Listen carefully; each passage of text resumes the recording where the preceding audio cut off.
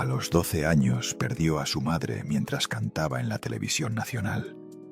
A los 42, la tragedia más devastadora. Encontraron a su hijo de 21 años sin vida en circunstancias terribles en Tijuana. A los 47, un juez la sentenció a pagar 1,5 millones de pesos por reclamar lo que le pertenecía. Hoy tiene 66 años y después de 4 infartos, todavía hay quienes la llaman mentirosa. Su nombre era Beatriz Adriana Ruiz Sandoval, pero el mundo la conoció como Beatriz Adriana, la reina de las rancheras. Y lo que vivió junto al hombre que juró amarla para siempre es una historia que merece ser contada. Esta es la investigación que su familia guardó durante 28 años. Hoy vas a descubrir 4 cosas que cambian todo lo que creías saber sobre la mujer que conquistó 64 veces seguidas el programa más visto de México. Primero, las palabras exactas que Betty Solís, su hija, compartió en el programa de Detrás de la Fama sobre su padre Marco Antonio Solís, una confesión en televisión nacional que revela una separación de 13 años que marcó a toda una familia. Segundo, el documento judicial de la Corte de Riverside, California, que muestra cómo perdió propiedades valuadas en cientos de miles de dólares, incluyendo 3 residencias de gran tamaño y un estudio de grabación completo, además de verse forzada a firmar acuerdos legales bajo presión. Tercero, el testimonio sobre su hijo Leonardo y las personas cercanas involucradas en el terrible suceso que acabó con su vida. Los nombres de quienes traicionaron a un joven de 21 años mientras su madre hacía todo lo posible por salvarlo. Y cuarto, la revelación de agosto de 2023 en Facebook, donde Beatriz Adriana rompe 18 años de silencio y narra su verdad. El documento que existe en los registros públicos de California y que cualquiera puede consultar. Te voy a avisar cuando llegue cada punto. Si te vas antes del final, te pierdes la parte que uno de los hombres más poderosos de la música regional mexicana prefiere mantener enterrada. Si aún no te has suscrito a este canal, este es el momento, porque aquí contamos las historias que otros no se atreven a tocar. Pero antes de contarte cómo un juez la condenó a pagar por pedir justicia, antes de hablar del secuestro que le destrozó el alma, necesitas entender cómo empezó todo, porque el infierno de Beatriz Adriana no comenzó con la muerte de su hijo. Comenzó mucho antes, el día exacto en que una niña de 10 años tuvo que convertirse en el sostén económico de 13 personas. 5 de marzo de 1958. Navojoa, Sonora, un pueblo de tierra colorada, donde el calor alcanza los 45 grados en verano y las casas son de adobe porque el ladrillo cuesta demasiado. Un lugar donde las familias numerosas no son bendición, son condena, porque cada boca nueva es una preocupación más sobre cómo alimentarla. Beatriz Adriana Ruiz Sandoval nace en una de esas familias. Su madre, Aída de Saracho, ya tiene 6 hijos cuando llega Beatriz. Tendrá 5 más después. 11 niños en total. 11 bocas que alimentar en una casa donde el dinero nunca alcanza, donde la comida se divide en porciones cada vez más pequeñas, donde la ropa se hereda hasta que se deshace. Su padre, como tantos padres en estas historias, es una sombra, un hombre que está pero no está, que provee pero nunca es suficiente, que desaparece de la narrativa familiar como si nunca hubiera existido. Beatriz crece siendo la séptima de 11. Imagínate eso. Séptima de 11. No eres la mayor que carga con la responsabilidad desde el principio. No eres la menor que recibe las migajas de atención que quedan. Eres del montón, una más, un número en una fila interminable de hermanos que pelean por un pedazo de pan, por un momento de atención, por un poco de espacio en una cama compartida. Y en esa casa de Navojoa, donde el espacio físico y emocional es un lujo que nadie puede pagar, Beatriz aprende algo que la destruirá después. Que para ser vista tienes que ser útil. Que para ser querida tienes que producir. Que tu valor como ser humano se mide en pesos y centavos. A los 8 años, mientras otros niños juegan en la calle, Beatriz ya sabe cantar. No sabe leer bien todavía. No sabe escribir más que su nombre, pero sabe cantar rancheras completas de memoria, con ese vibrato natural que hace que la gente voltee a verla cuando abre la boca. Y alguien se da cuenta. Alguien ve en esa niña de 8 años no a una hija, no a una persona, sino a una oportunidad. La familia se traslada a Tijuana buscando mejores oportunidades, pero las oportunidades en Tijuana son las mismas que en Navojoa cuando tienes 11 hijos sin ningún dinero, inexistentes. A los 10 años, Beatriz Adriana está parada en un escenario. No es un teatro elegante, no es un auditorio con butacas de terciopelo. Es el balneario El Vergel en Tijuana, un lugar donde la gente va a nadar, a comer tacos, a beber cerveza bajo el sol, un lugar donde contratan niños porque les pagan menos que a los adultos y porque los borrachos sentimentales lloran más cuando ven a una chamaca cantando que te vaya bonito. El dueño se llama Lucio Salazar. Le paga a Beatriz su primer salario como artista.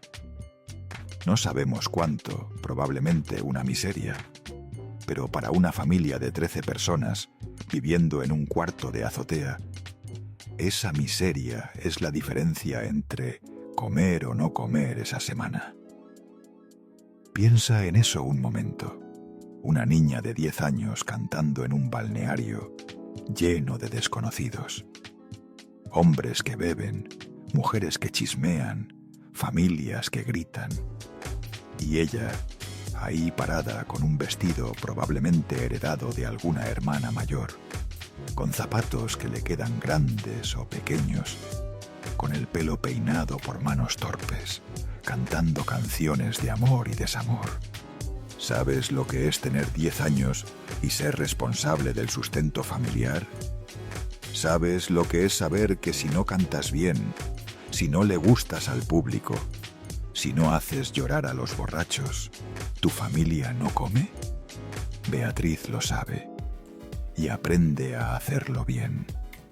Aprende a sonreír aunque esté agotada. Aprende a agradecer aunque la traten mal.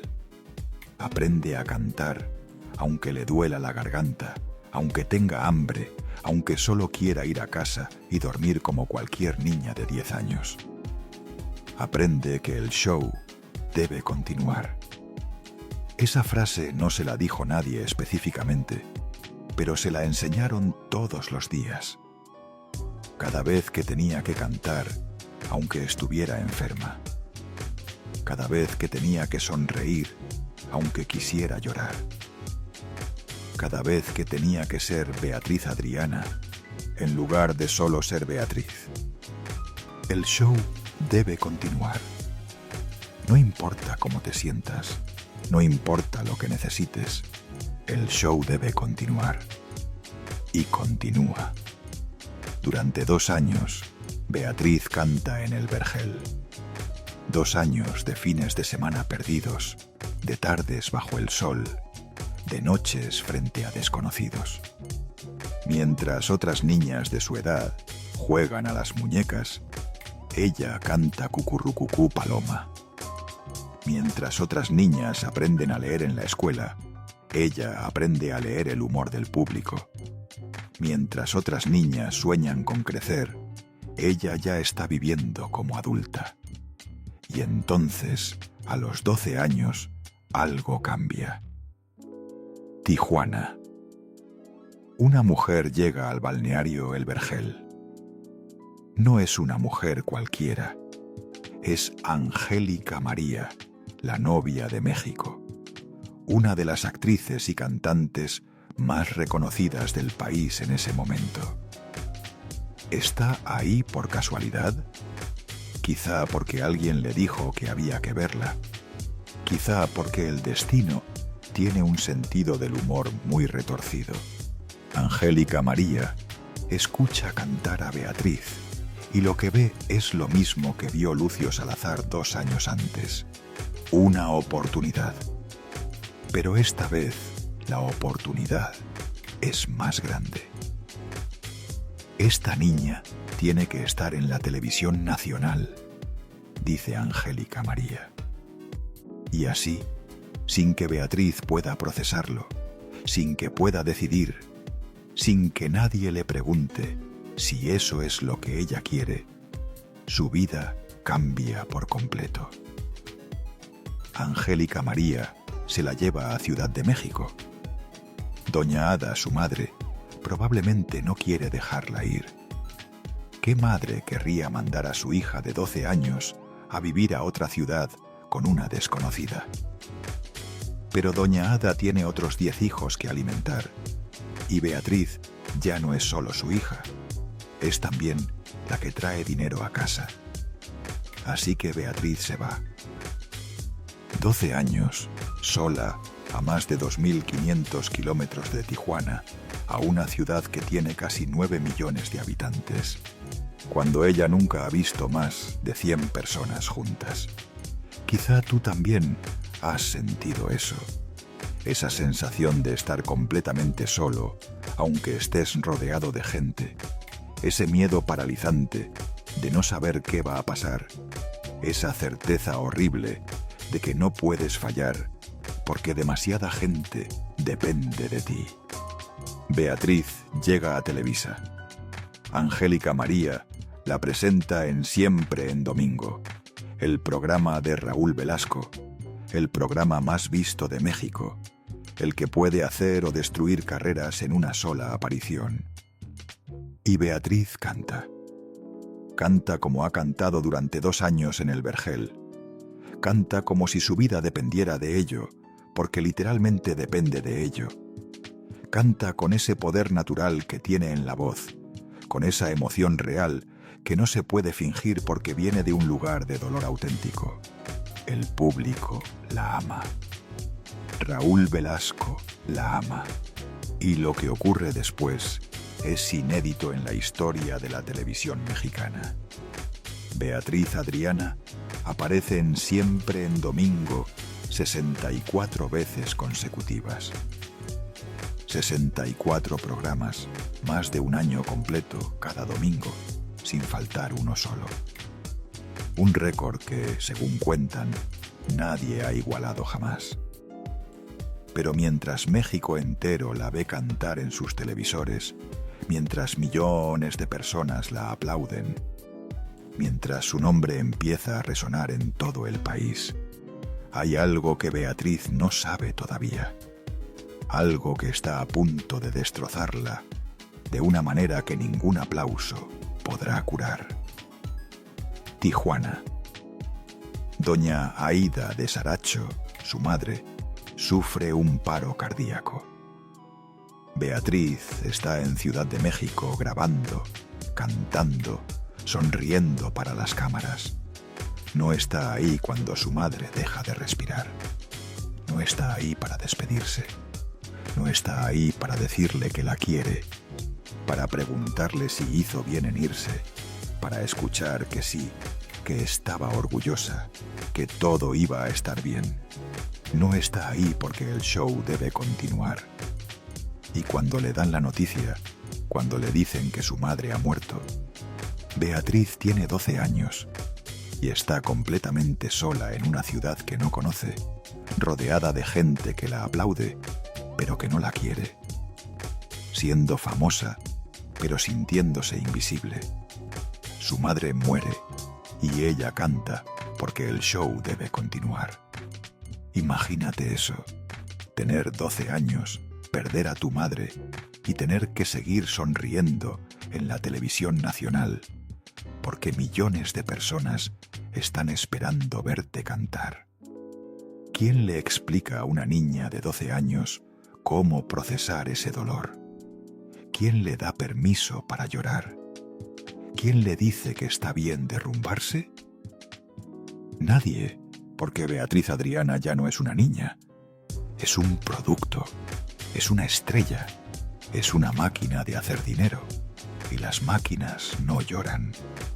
A los 13 años, Beatriz Adriana firma su primer contrato discográfico. No es que tuviera muchas opciones. Después de la muerte de su madre, después de convertirse en la niña prodigio de siempre en Domingo, después de que todo México conociera su nombre, regresar a Tijuana significaba aceptar que todo ese dolor, toda esa soledad, toda esa infancia robada no había servido para nada. Y Beatriz ya había aprendido la lección más cruel, que el dolor solo vale la pena si produces algo con él. Así que firma. Firma con la mano temblorosa de una adolescente que acaba de perder a su madre. Firma sabiendo que está atándose a una industria que no perdona. Firma porque tiene 10 hermanos en Tijuana que necesitan comer. Firma porque el show debe continuar. Pero lo que venía después iba a ser mucho más grande, mucho más rápido y mucho más doloroso de lo que una niña de 13 años podía imaginar. 1971, Ciudad de México. Beatriz tiene 13 años y ya ha aparecido en el programa de televisión más visto del país 64 veces. Ha perdido a su madre hace apenas unos meses.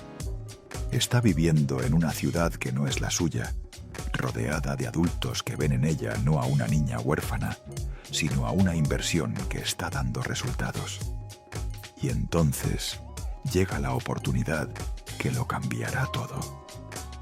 Raúl Velasco, el hombre más poderoso de la televisión mexicana, el que puede hacer o destruir carreras con un chasquido de dedos, la mira fijamente después de una de sus presentaciones. «Esta niña va a representar a México», dice. No es una sugerencia, es una decisión. Que Beatriz Adriana tiene 14 años cuando la ponen en un avión con destino a España. Va a cantar frente a los reyes de España. Una niña de Navojoa, Sonora, hija de una familia que no tenía ni para comer, va a pararse frente a la realeza europea y representar a todo un país. Sus manos tiemblan cuando sube al escenario del Palacio Real. El corazón le late tan fuerte que puede escucharlo en sus oídos.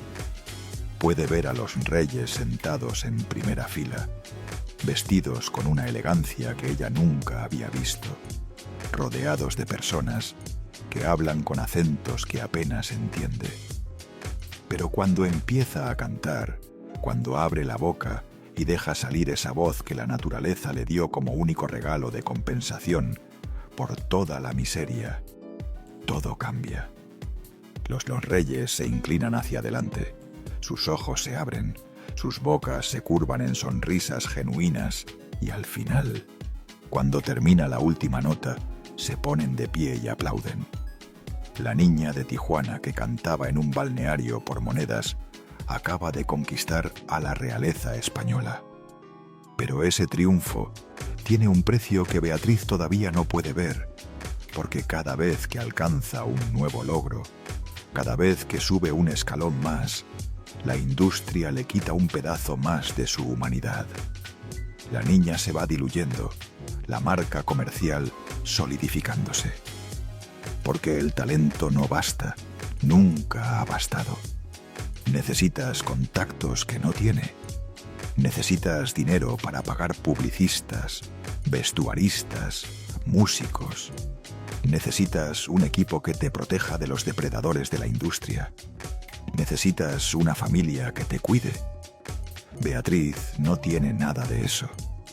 Lo que tiene es una voz y la terrible habilidad de seguir sonriendo, aunque esté muriendo por dentro.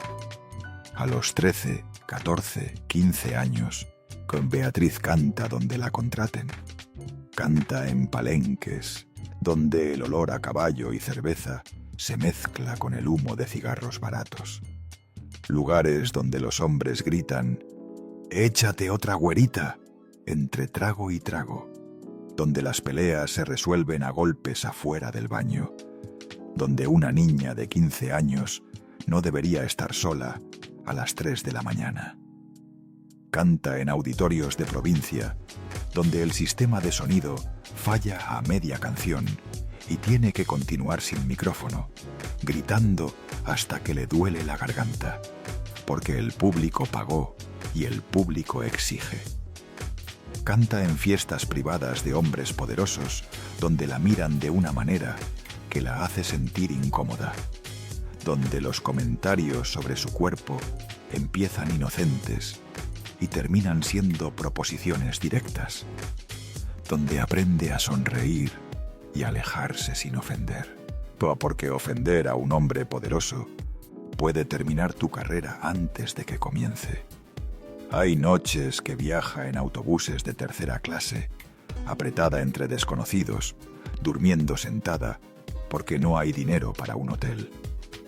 Hay días que come una sola vez porque tiene que enviar todo el dinero a Tijuana, a sus hermanos, a la familia que depende de ella. Hay momentos en que piensa en dejarlo todo, en volver a Tijuana, en ser normal. Pero algo la detiene.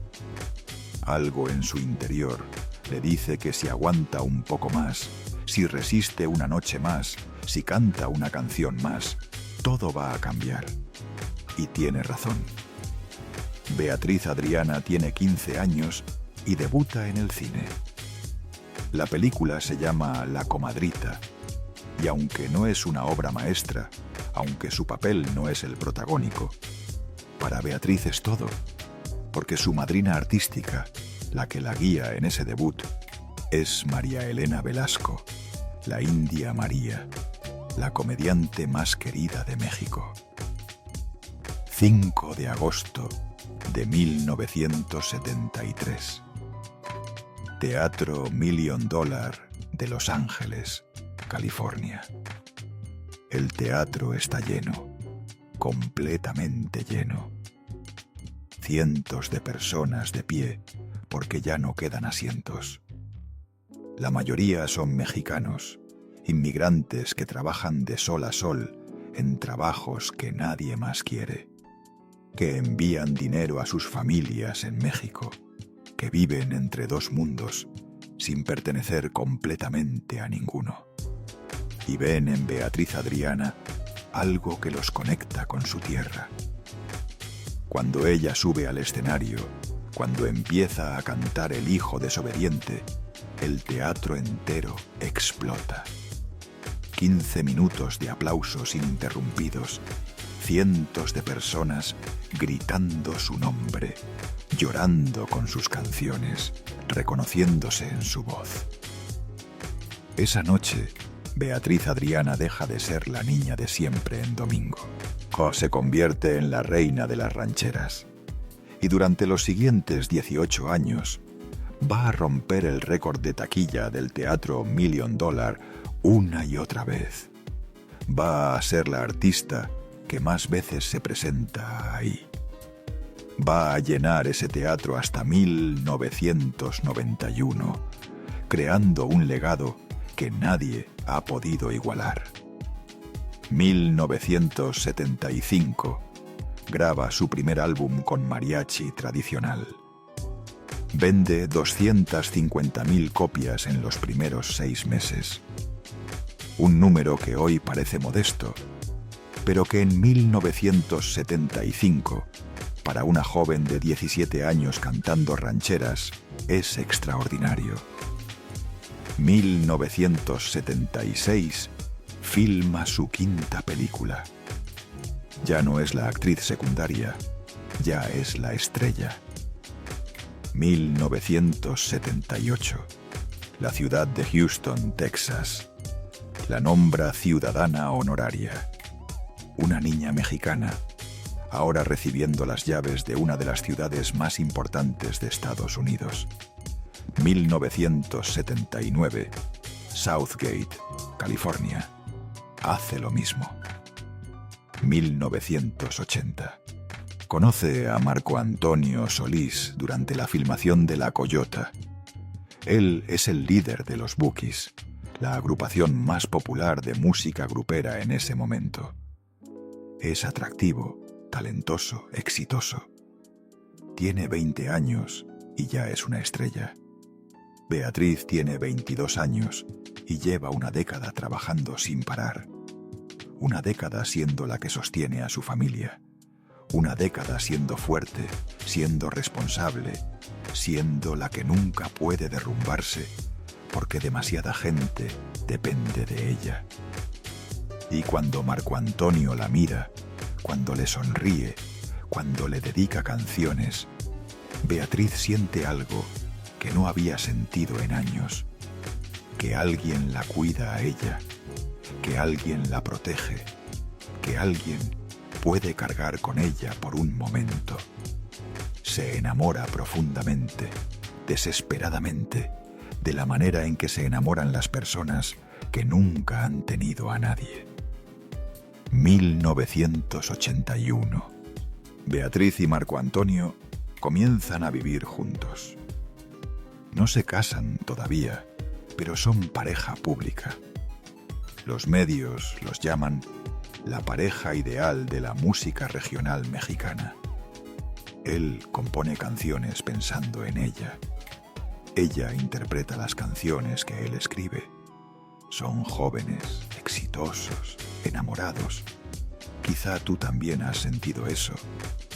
Esa euforia de creer que finalmente encontraste a alguien que te entiende. Esa paz de pensar que ya no tienes que cargar sola. Esa esperanza de que ahora sí todo va a estar bien.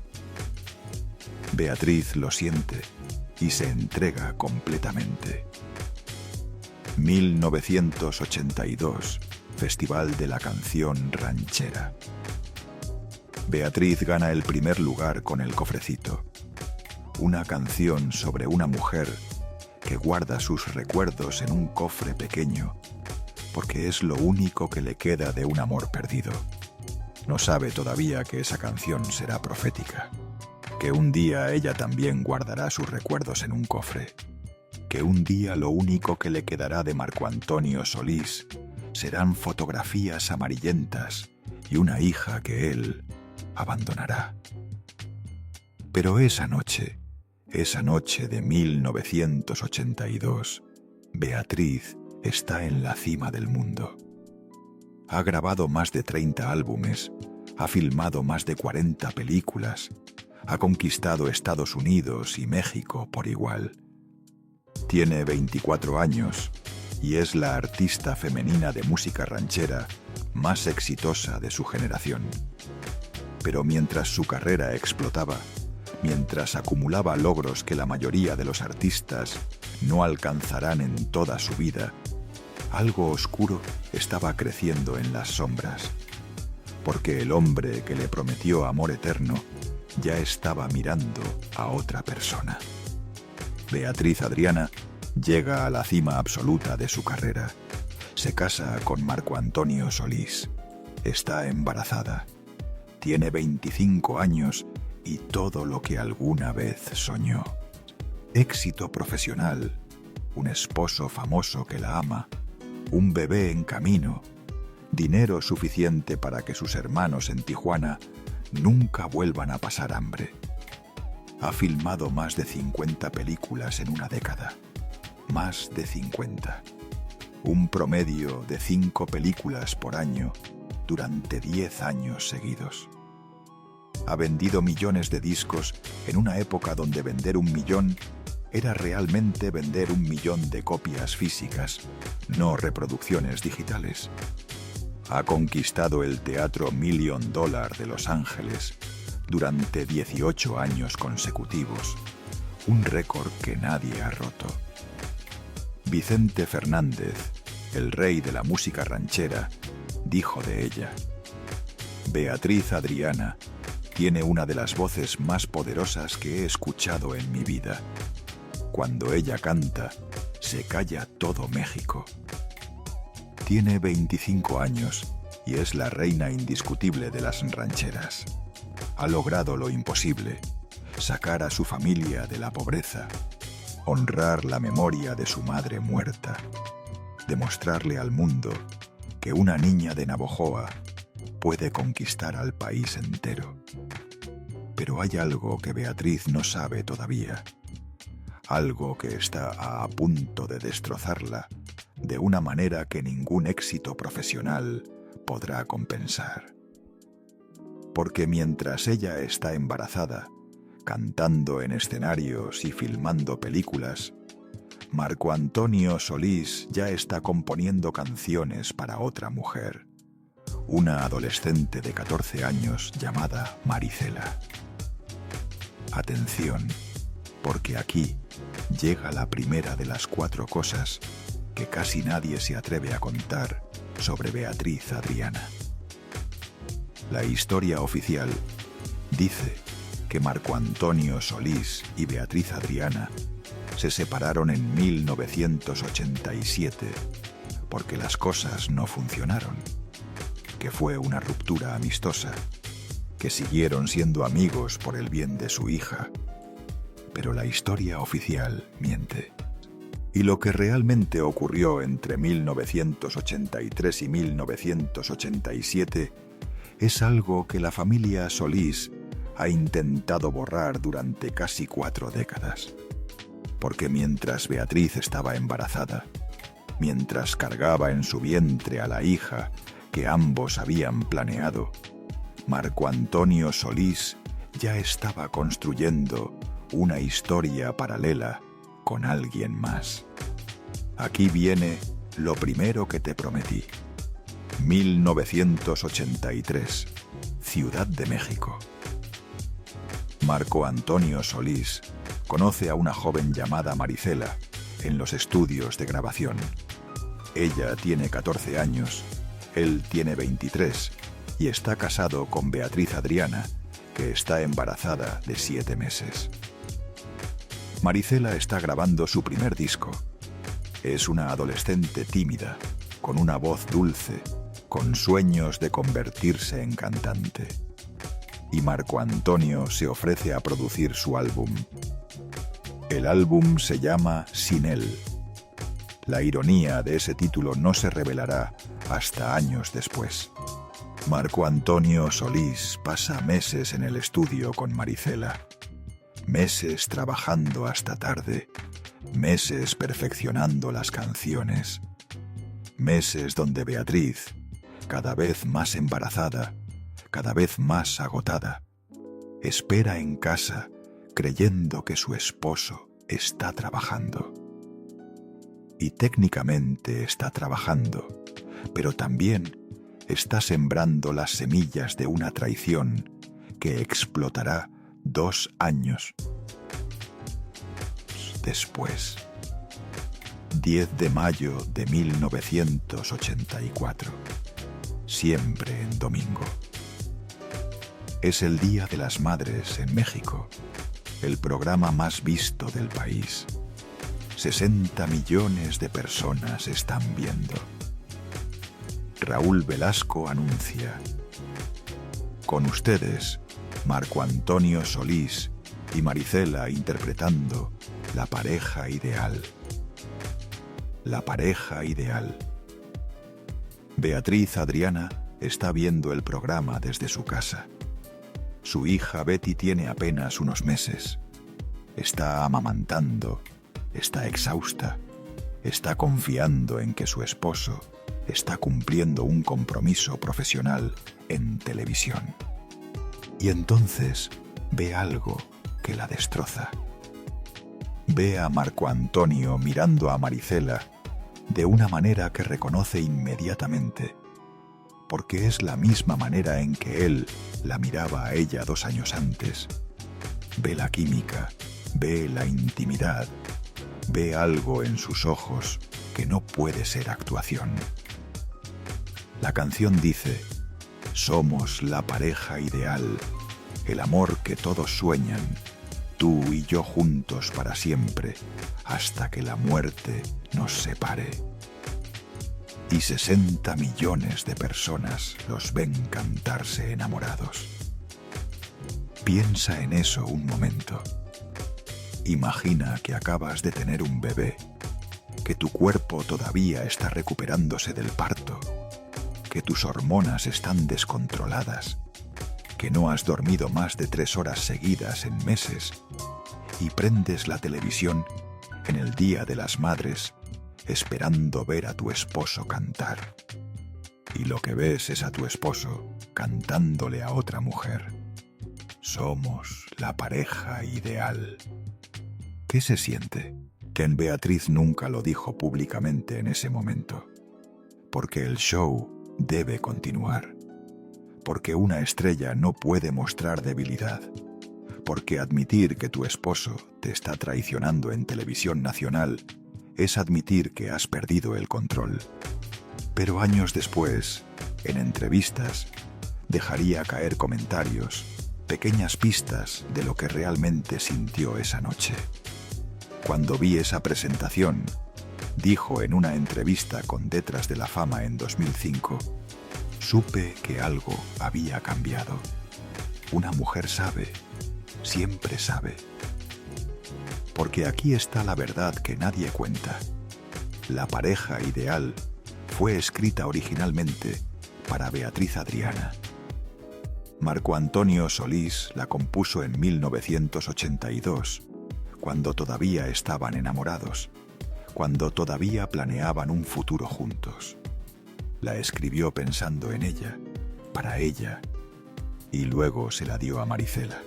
Tomó la canción que había compuesto para su esposa y se la cantó a una adolescente de 15 años en televisión nacional, mientras 60 millones de personas los veían.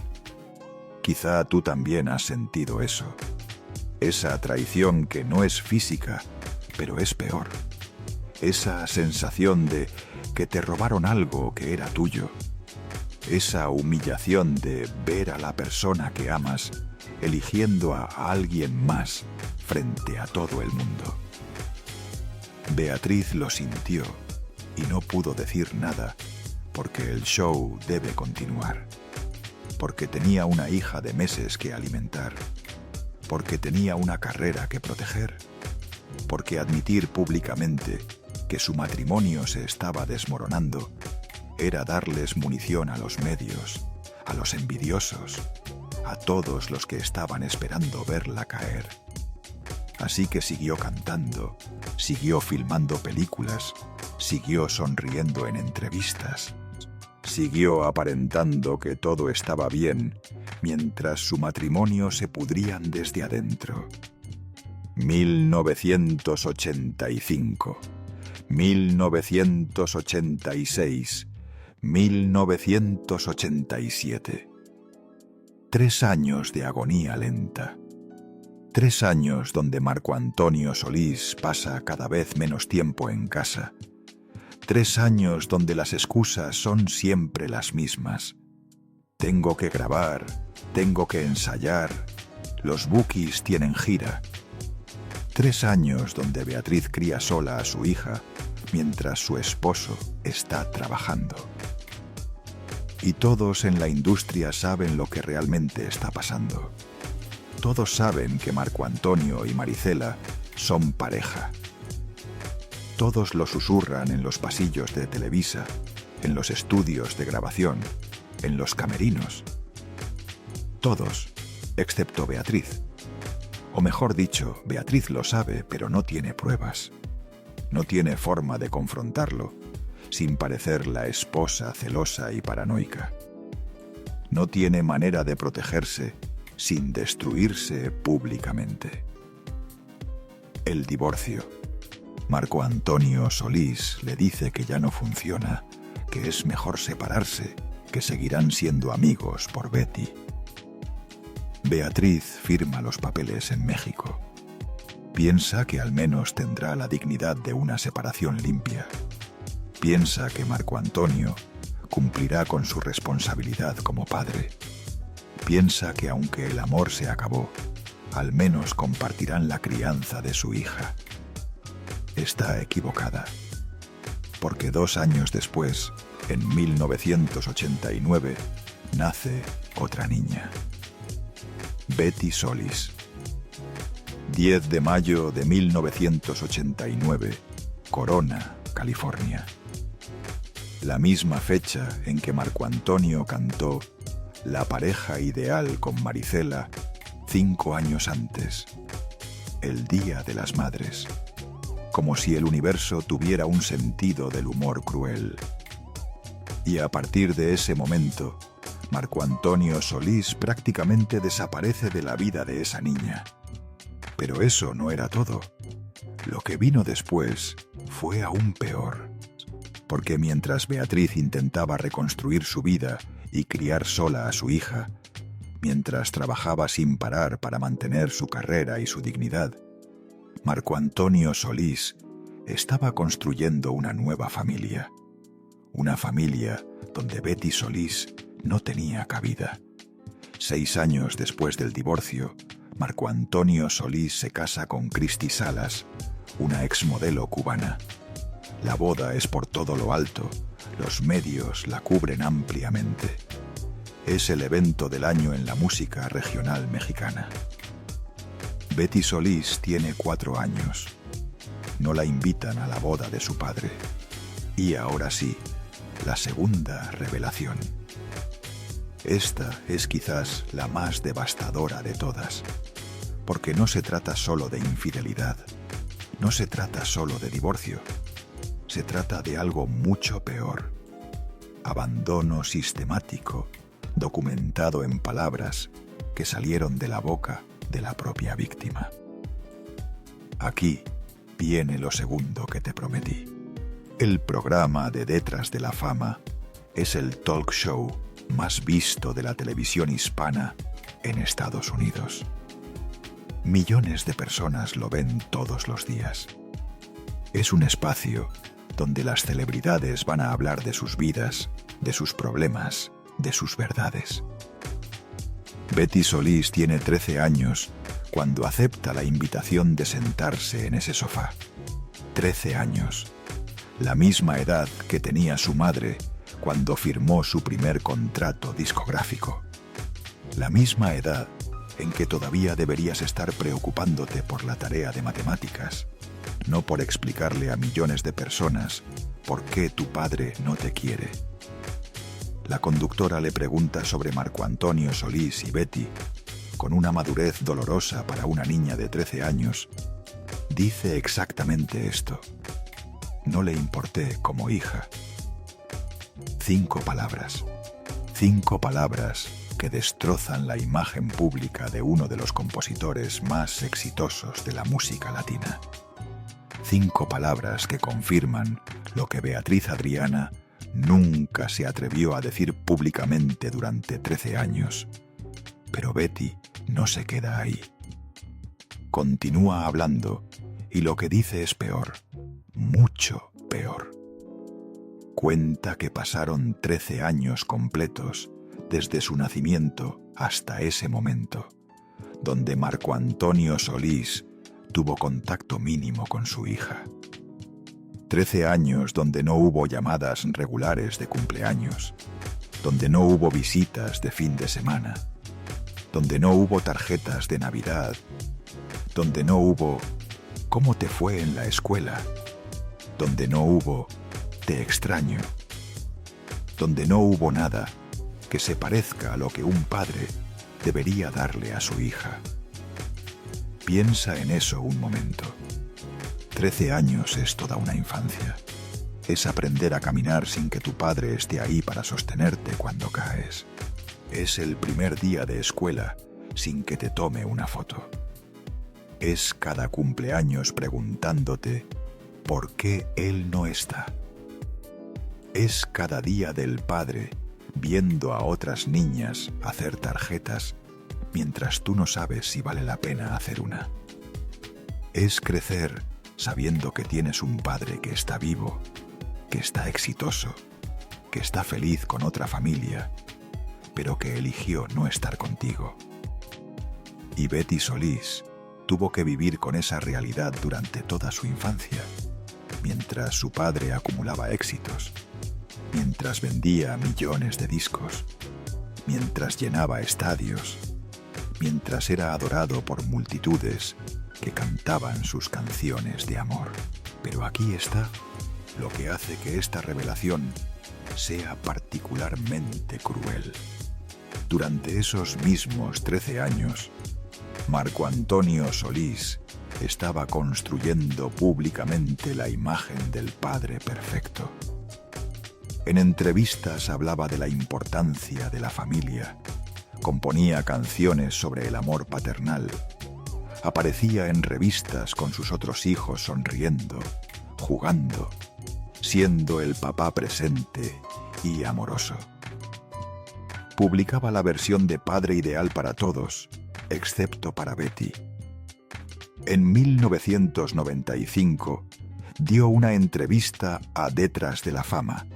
Irónico que sea el mismo programa donde Betty hablaría años después, donde dijo textualmente: «Mis hijos son mi mayor tesoro. Daría todo por ellos. Son la razón de cada canción que escribo.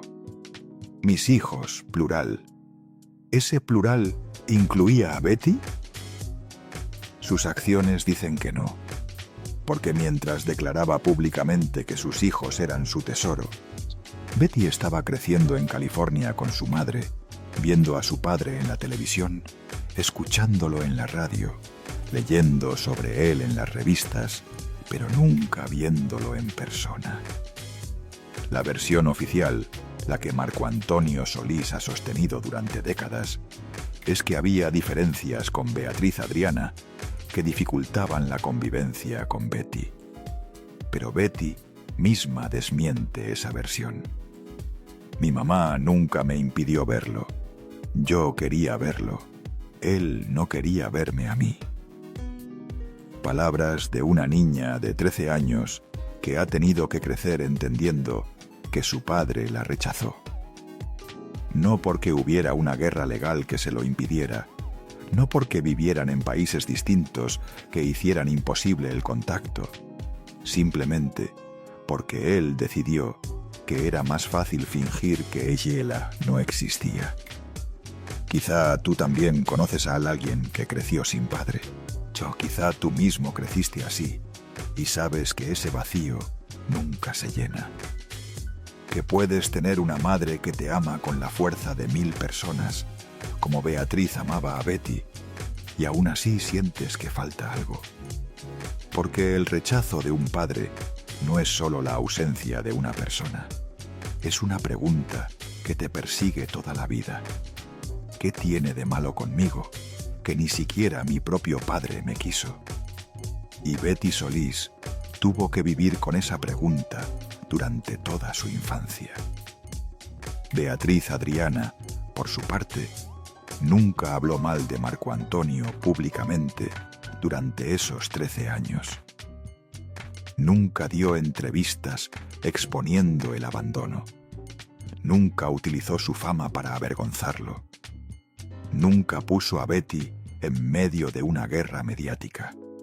Simplemente cargó sola, como había cargado a sus hermanos cuando tenía 8 años, como había cargado con la muerte de su madre cuando tenía 12, como había aprendido que las mujeres cargan, siempre cargan, aunque se estén hundiendo, porque el show debe continuar. Y su show continuó. Siguió cantando, siguió filmando, siguió sonriendo en los escenarios. mientras en casa criaba sola a una niña que preguntaba: ¿por qué mi papá no me llama? ¿Qué le dices a una niña de 5 años que pregunta eso? ¿Qué le dices a una de 7, de 9, de 11? ¿En qué momento dejas de inventar excusas y le dices la verdad, que su padre simplemente decidió no ser parte de su vida? Beatriz tuvo que responder esas preguntas sola durante 13 años. Pero eso no era todo, porque mientras lidiaba con el abandono de Marco Antonio hacia su hija, mientras trabajaba sin parar para darle a Betty todo lo que necesitaba, algo infinitamente peor estaba a punto de destruir lo poco que le quedaba. Algo que ni siquiera una vida entera cargando tragedias pudo prepararla para soportar. Pero antes de contarte sobre el documento judicial que cambió todo en 2005, necesitas saber lo que pasó en el año 2000, porque lo que te voy a contar ahora es algo que nadie vio venir, algo que todos ignoraron en medio del dolor, algo que se ocultó bajo las lágrimas y los titulares de tragedia, algo que explica por qué Beatriz Adriana tardó 5 años en atreverse a demandar. Aquí viene lo tercero que te prometí. Julio del año 2000, Tijuana, México. Beatriz Adriana tiene otro hijo. Se llama Leonardo Martínez. Tiene 21 años. No es hijo de Marco Antonio Solís, sino de una relación anterior que Beatriz tuvo antes de ser famosa. Leonardo es un joven normal. No quiso ser artista, no quiso los reflectores, solo quería vivir tranquilo en Tijuana, lejos del escándalo y la fama que rodeaban a su madre. Tiene amigos, sale a fiestas, trabaja, vive la vida que cualquier joven de 21 años vive en una ciudad fronteriza. Uno de esos amigos se llama Aquiles Vergis. 14 de julio del año 2000. 4 de la mañana. El teléfono de Beatriz Adriana suena en medio de la noche. Cuando un teléfono suena a las 4 de la mañana, sabes que algo terrible ha ocurrido. Nadie llama a esa hora para dar buenas noticias. Beatriz contesta. Del otro lado, una voz desconocida que le dice algo que le para el corazón. Tenemos a tu hijo. Leonardo ha sido secuestrado. Y aquí está lo que nadie cuenta, lo que se perdió en medio de las noticias sensacionalistas, lo que el testimonio de los investigadores reveló después. El secuestro lo planeó Aquiles Vergis, su propio amigo. No lo planeó un cártel que vio una oportunidad. No lo planearon desconocidos que investigaron a la familia y vieron dinero. Lo planeó alguien en quien Leonardo confiaba, alguien que comía en su casa, alguien que conocía a su madre, alguien que sabía exactamente cuánto podía pagar Beatriz Adriana. ¿Por qué? Porque Aquiles Vergis tenía una deuda con narcotraficantes. Debía dinero que no podía pagar, y la forma más fácil de conseguirlo era traicionar a su amigo. Así de simple, así de cruel. Vendió a Leonardo para salvar su propia piel. Los secuestradores piden $800,000. En el año 2000, más de 8 millones de pesos mexicanos de la época. Beatriz Adriana no tiene esa cantidad. Ha trabajado durante casi 30 años. Ha vendido millones de discos, ha llenado teatros, pero no tiene ese dinero líquido disponible en una cuenta bancaria. Porque el dinero que ganó durante su carrera se fue en mantener a sus hermanos, en invertir en propiedades, en el divorcio, en criar sola a Betty durante 13 años sin ayuda de Marco Antonio. Así que hace lo que cualquier madre haría: pide ayuda. Llama a Maribel Guardia, la actriz y cantante costarricense. Maribel le presta dinero. llama a Joan Sebastián, el poeta del pueblo. Joan le presta dinero. Y llama a Marco Antonio Solís, el hombre que abandonó a su hija durante 13 años. El hombre que construyó una nueva familia y fingió que Betty no existía. El hombre que le destrozó el corazón y la dignidad. Beatriz lo llama y le dice: secuestraron a Leonardo. Necesito dinero. Y Marco Antonio Solís, hay que reconocerlo, envía dinero. No envía todo, no envía lo suficiente, pero envía algo. Beatriz junta los 800.000. Los junta vendiendo joyas, pidiendo prestado, hipotecando propiedades, llamando a cada favor que ha acumulado en 3 décadas de carrera. Los junta en días, porque los secuestradores no dan plazos largos, porque cada hora que pasa es una hora más que Leonardo está en manos de personas que no tienen nada que perder. Y paga el rescate, paga cada centavo, paga creyendo que si cumple, si da todo lo que piden, le devolverán a su hijo. Pero los secuestradores ya habían tomado otra decisión. Leonardo Martínez es encontrado en un basurero en Monteello, Tijuana. Las autoridades confirmaron que había sido víctima de violencia extrema, a pesar de que el rescate fue pagado completo. Le quitaron la vida. Le quitaron la vida aunque Beatriz pagó el rescate completo. Le quitaron la vida aunque ella cumplió con cada exigencia. Le quitaron la vida porque podía identificar a sus captores, porque Aquiles Vergis, su propio amigo, estaba involucrado y no podían dejar testigos. Piensa en eso un momento. Tu hijo de 21 años, un muchacho que no se metió con nadie, que no estaba involucrado en nada ilegal, que simplemente tuvo la mala suerte de tener un amigo traidor y una madre famosa, secuestrado, torturado. Y tú pagaste todo lo que tenías y todo lo que pudiste pedir prestado. Pagaste con la esperanza de que eso sería suficiente para salvarlo. Pero no fue suficiente, porque el mal no negocia. El mal no tiene palabra. El mal toma lo que quiere y destruye lo que puede. Los asesinos fueron capturados eventualmente. Se llamaban Humberto Iribe Monroy, un narcotraficante conocido en Tijuana, y Arturo Pérez Ayala, un ex policía municipal que usaba su conocimiento del sistema para colaborar con el cártel. Fueron juzgados, fueron sentenciados, están en prisión. Pero Leonardo sigue muerto, y Beatriz Adriana tuvo que cargar con algo que ninguna madre debería cargar: enterrar a su hijo de 21 años, sabiendo que su única culpa fue tener al amigo equivocado. ¿Sabes lo que es perder un hijo? No es como perder a tu madre, aunque Beatriz también vivió eso. No es como perder un matrimonio, aunque Beatriz también lo vivió. Perder un hijo es perder el futuro. Es enterrar no solo a la persona que era, sino a todas las personas que pudo haber sido.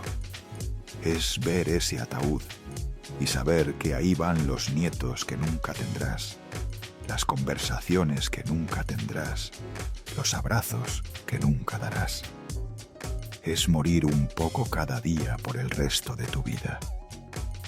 Y Beatriz Adriana, en un acto que muchos no comprenden, hizo algo que la mayoría de la gente considera imposible. Perdonó públicamente a los asesinos de su hijo. Lo dijo en un evento público, frente a cámaras, frente a reporteros que no podían creer lo que estaban escuchando. Los perdono, no por ellos, sino por mí, porque el odio me estaría destruyendo más que lo que ellos ya me hicieron. Quizá tú también has tenido que perdonar algo imperdonable, no porque la persona lo mereciera, sino porque cargar con ese veneno te estaba destruyendo por dentro. Beatriz lo hizo. Perdonó porque el show debe continuar. Y su show continuó. Siguió cantando, aunque cada canción le recordaba que Leonardo nunca la volvería a escuchar cantar. Siguió subiendo a escenarios, aunque cada aplauso le recordaba que su hijo ya no estaba en el público. Siguió sonriendo en entrevistas, aunque por dentro estaba muriendo. Porque eso es lo que había aprendido desde los 10 años. Que no importa cuánto duela, no importa cuánto sangres, el show debe continuar. Si llevas viendo este contenido y aún no te has suscrito, hazlo ahora. Aquí es donde se cuentan las historias que otros prefieren silenciar. Pero lo que Beatriz no sabía en el año 2000, lo que no podía imaginar mientras enterraba a Leonardo y perdonaba a sus asesinos, es que 5 años después tendría que librar otra batalla. Una batalla que no involucraría narcotraficantes ni secuestradores. Una batalla contra el hombre que alguna vez juró amarla para siempre. Y ahora llegamos a la cuarta y última revelación, la que te prometí al principio. Si has llegado hasta aquí, esto es para ti, porque esta es la parte que la familia Solís intentó enterrar con abogados, con dinero, con silencio forzado. Esta es la parte que explica por qué Beatriz Adriana estuvo callada durante 18 años. Esta es la parte que, según ella misma confesó en 2023, le prohibieron contar bajo amenaza de prisión. Aquí viene lo cuarto que te prometí. 3 de marzo de 2005. Corte de Riverside, California. Han pasado 5 años desde el asesinato de Leonardo. 5 años donde Beatriz ha intentado reconstruir su vida, sanar su dolor, seguir adelante como puede. Betty tiene 16 años. Ya no es la niña de 13 que habló en Detrás de la Fama. Es una adolescente que necesita pensar en universidad, en futuro, en las cosas normales que las adolescentes necesitan. Y Beatriz, mirando a su hija, mirando el futuro que tiene que asegurar, toma una decisión que debió haber tomado 18 años antes. Demanda a Marco Antonio Solís en una corte de Estados Unidos. Las acusaciones son 3, cada una más devastadora que la anterior. Primera, bigamia. Porque el divorcio que firmaron en México en 1987 nunca fue registrado legalmente en Estados Unidos, lo que significa que cuando Marco Antonio se casó con Christy Salas en 1993, técnicamente seguía casado con Beatriz bajo las leyes estadounidenses. Técnicamente, Marco Antonio Solís fue bígamo durante 12 años sin que nadie lo supiera. Segunda, 15 años de manutención no pagada. Desde 1989, cuando nació Betty, hasta 2005, cuando Beatriz finalmente se atrevió a demandar. 15 años donde Marco Antonio Solís, uno de los compositores más exitosos y adinerados de la música latina, no pagó pensión alimenticia para su hija. 15 años donde Beatriz cargó sola con todos los gastos de Betty. Escuela, ropa, comida, médicos, todo. Mientras Marco Antonio vendía millones de discos y llenaba estadios. Tercera, venta de propiedades sin consentimiento. Durante el matrimonio, Beatriz y Marco Antonio adquirieron propiedades juntos en California, casas, terrenos, inversiones. y después del divorcio en México, Marco Antonio vendió esas propiedades, se quedó con el dinero y nunca le dio a Beatriz ni un centavo de lo que legalmente le correspondía. La demanda se presenta con documentos, con pruebas, con certificados de propiedad, con registros de venta, con todo lo necesario para demostrar que durante casi 2 décadas Marco Antonio Solís se aprovechó del silencio de Beatriz. ¿Por qué Beatriz esperó tanto tiempo para demandar? Porque tenía miedo. Miedo de que una guerra legal afectara más a Betty. Miedo de que los medios la destrozaran. Cada miedo de quedar como la mujer resentida que no puede superar a su ex. Pero sobre todo, miedo de lo que Marco Antonio podría hacer si ella hablaba. Y ese miedo resultó estar completamente justificado. La respuesta de Marco Antonio Solís fue fulminante.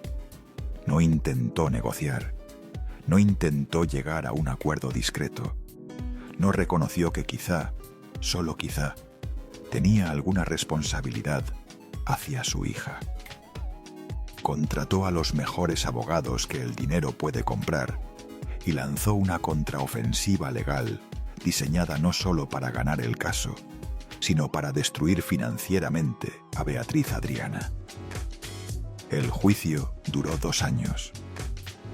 2 años de audiencias, de declaraciones, de documentos, de abogados carísimos que Beatriz tenía que pagar mientras seguía trabajando, cantando, manteniendo la ilusión de que todo estaba bien.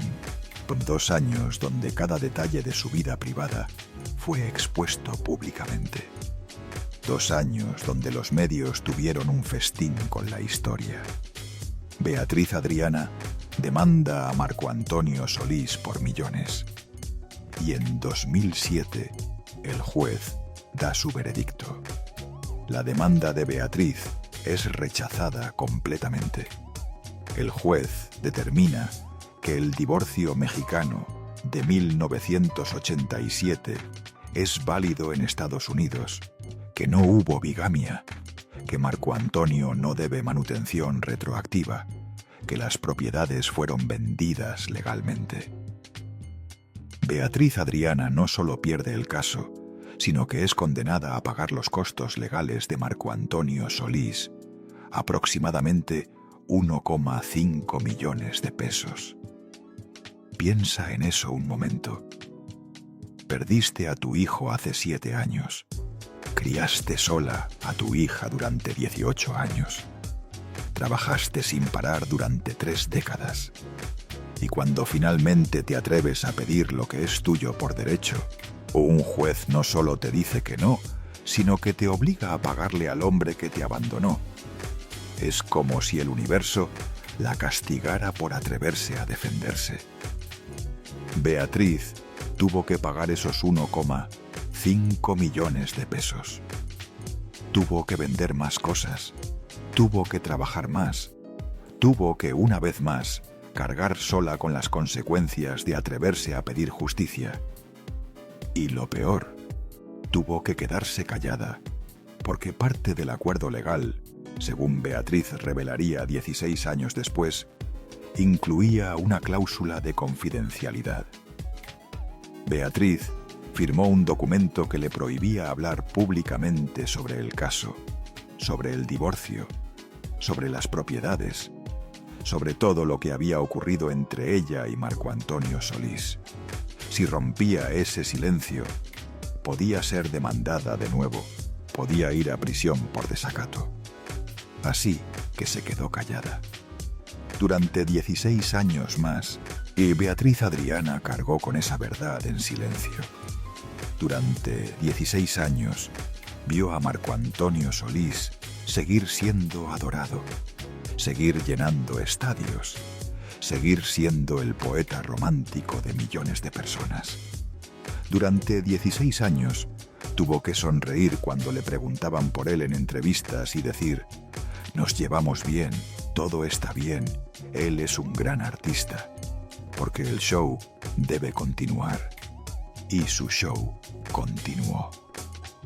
Pero lo que Beatriz no sabía en 2007, lo que no podía imaginar mientras pagaba esa multa millonaria y firmaba ese pacto de silencio, es que su cuerpo estaba a punto de colapsar bajo el peso de todo lo que había cargado. Agosto de 2023. Facebook. Beatriz Adriana tiene 65 años. Ha sufrido 4 infartos. 4 veces su corazón se ha detenido y ha sido reanimada. 4 veces ha estado al borde de la muerte. Y después del 4.º infarto, toma una decisión. Rompe el silencio. Publica en Facebook una confesión que deja a todos en shock. Escribe: me quitaron un estudio de grabación completo. Me quitaron 3 casas de 800 metros cuadrados en un campo de golf. Me hicieron firmar un documento donde me prohibían hablar del tema. Me amenazaron con la cárcel si rompía el silencio. No denuncié penalmente para no afectar a mi hija. Estaba enferma del corazón. Había sufrido 4 infartos. Pensé que me moría y me iba a llevar esa verdad a la tumba. Y termina con algo que es tanto una afirmación como un desafío.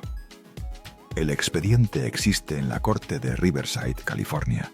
Es público, cualquiera puede consultarlo. Quizá tú también has guardado un secreto que te estaba matando. Quizá tú también has tenido que sonreír mientras por dentro te estabas desmoronando. Quizá tú también has llegado a ese punto donde ya no importa lo que pase.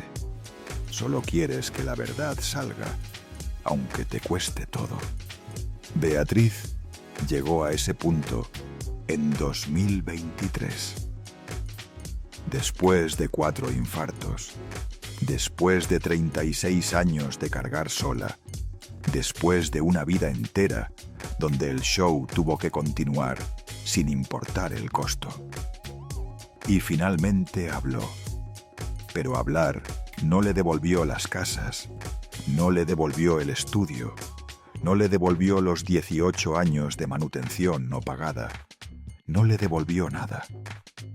Solo le dio algo que nunca había tenido: la libertad de decir su verdad, aunque esa verdad llegara décadas tarde, aunque casi nadie la escuchara, aunque el daño ya estuviera hecho. Beatriz Adriana tiene 33 años y está en la cima de su carrera. Ha sobrevivido a la muerte de su madre, ha sobrevivido al divorcio, ha sobrevivido a criar sola a su hija durante años, ha sobrevivido a todo lo que la vida le ha lanzado. Y entonces su cuerpo decide que ya no puede más. Un día normal, un día de grabación, o de ensayo, o de preparación para un concierto. Beatriz siente un dolor en el pecho. No es la primera vez. Ha sentido presión antes, ha sentido cansancio extremo, pero siempre lo ha ignorado porque el show debe continuar. Pero esta vez es diferente. El dolor se intensifica, se expande, le quita el aire, le nubla la vista y su corazón se detiene. Muerte clínica. Eso es lo que los médicos llamarán después a lo que le pasó. Su corazón dejó de latir, su cerebro dejó de recibir